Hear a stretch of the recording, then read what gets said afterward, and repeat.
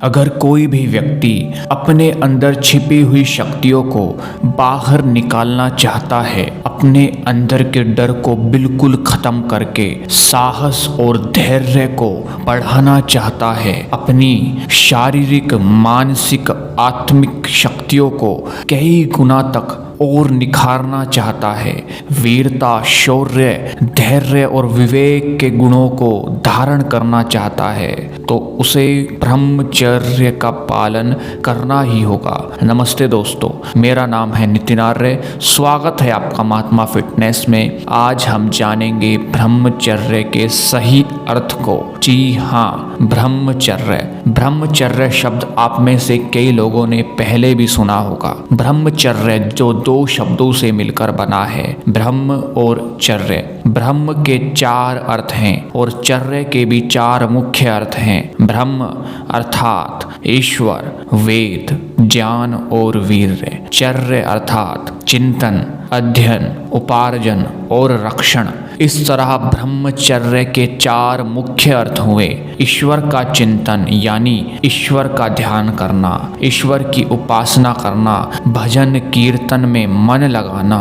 दूसरा, वेद अध्ययन अर्थात जो हमारे वैदिक ग्रंथ है, रामायण, महाभारत, उपनिषद, छंद, निरुक्त आदि, उनका अध्ययन करना। भगवत गीता आदि जो वेद सम्मत जितने भी शास्त्र है, उन सभी का अध्ययन करना ब्रह्मचर्य का ही अंग है। जिससे हमारी आध्यात्मिक शक्ति बढ़ती है, जीवन के रहस्यों का पता चलता है, आत्मिक बल बढ़ता है। तीसरा अर्थ, ज्ञान उपार्जन, यानी आप जिस भी फील्ड में हैं, आपको अपनी नॉलेज को निरंतर बढ़ाना है। चौथा, वीर्य रक्षण अर्थात अपने शरीर की 7वीं धातु रज, वीर्य, शुक्र या स्पर्म को बाहर जाने से रोकना। यानी हमारे शरीर में 2 प्रवाह होते हैं, एक अंतः प्रवाह और एक बाह्य प्रवाह। अंतः प्रवाह में जिस तरह हम दिए में तेल डालते हैं और तेल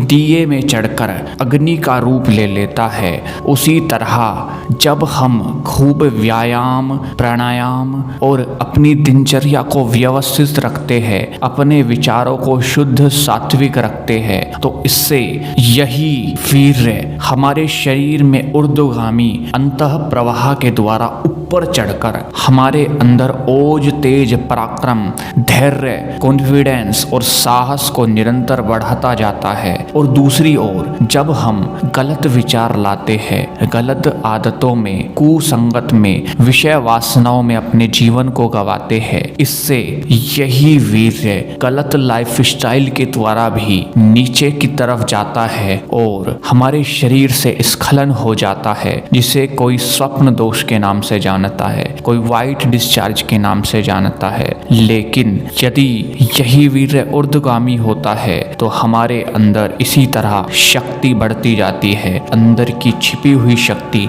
बाहर आती जाती है। दोस्तों, इस तरह ब्रह्मचर्य के मुख्य 4 अर्थ हुए। ईश्वर का चिंतन करना, वेद का अध्ययन करना यानी अपने शास्त्रों का अध्ययन करना, ज्ञान का उपार्जन करना, आप जिस भी फील्ड में है उसमें अपनी नॉलेज को निरंतर बढ़ाते जाना। वीर्य रक्षण यानी रज, वीर्य, स्पर्म, अपने अंदर की 7वीं धातु को सुरक्षित रखना, उसे विषय वासनाओं में बहाने के बजाय सिर्फ और सिर्फ अपनी शारीरिक, आत्मिक, मानसिक और आध्यात्मिक क्षमताओं, शक्तियों को बढ़ाने में लगाना। और दोस्तों, ब्रह्मचर्य का अर्थ यह बिल्कुल नहीं है कि आप शादी न करें। यदि कोई व्यक्ति गृहस्थ में आकर संयमी होकर सिर्फ संतान उत्पत्ति के लिए वीर्य खर्च करता है, तो इसका अर्थ कि वह गृहस्थ में होते हुए भी ब्रह्मचारी के तुल्य ही है। और दोस्तों, दूसरी ओर जो लोग जीवन भर शादी नहीं करते, उन्हें नैष्टिक ब्रह्मचारी कहते हैं। आशा है कि आपको यह जानकारी अच्छी लगी होगी। यदि आप इसी तरह की और जानकारी चाहते हैं तो हमारे चैनल को सब्सक्राइब करिए। नमस्ते।